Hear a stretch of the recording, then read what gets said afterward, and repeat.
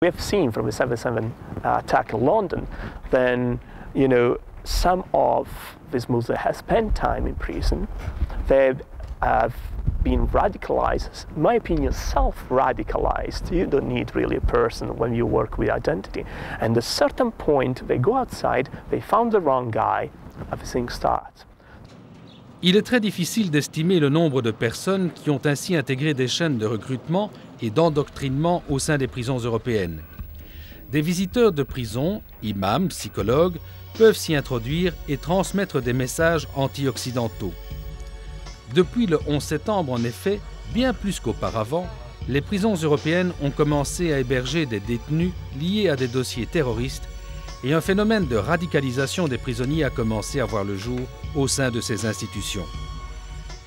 Il est arrivé de voir des photos d'Oussama Ben Laden servant de garniture aux murs démunis des cellules de certains détenus. Derrière les mosquées et Internet, les prisons s'avèrent être une importante source de recrutement des organisations terroristes. Quoi de plus idéal en effet comme lieu que la prison pour planifier de futures opérations? C'est dans les prisons que les idéologues recrutent les spécialistes dont ils ont besoin pour faire fonctionner leur réseau. Spécialistes en documents frauduleux, trafic d'armes, blanchiment d'argent, etc. Dans la prison, on n'apprend pas la vertu. C'est le mal qui circule dans les prisons. On apprend à des jeunes détenus qui sont de petits délinquants à devenir vraiment de grands délinquants. Des assassins, des grands voleurs, des grands bandits. Et entre autres également, on peut mettre dans leur tête l'une ou l'autre idée de l'islam extrémiste, fanatique, violent, agressif. Farhat Khosrokavar, directeur d'études à l'École des hautes études en sciences sociales à Paris, a mené récemment une étude sur les musulmans des prisons de France et mis en évidence les problèmes rencontrés par ces détenus et par les institutions pénitentiaires. La France est un cas extrême, mais l'Europe entière, si vous voulez, est concernée. Et en un sens, le cas français amplifie un problème qui existe partout ailleurs en Europe. Ces dernières années, les prisons européennes ont connu des évolutions importantes. Le profil des détenus a sensiblement changé.